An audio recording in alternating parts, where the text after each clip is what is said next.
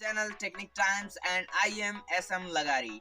As you know that we are making the series videos on freelancing, so this is my second video on freelancing.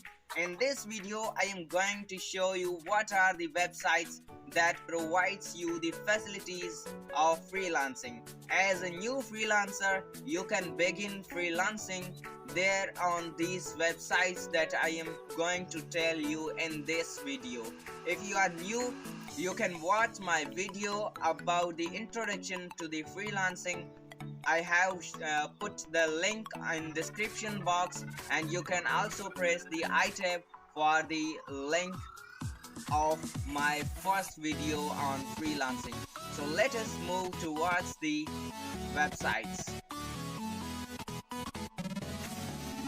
So the first website I will recommend you is freelancer.com.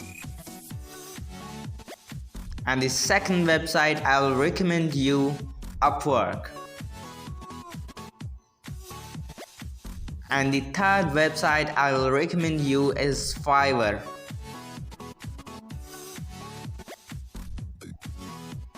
And the fourth website I will recommend you People Per Hour.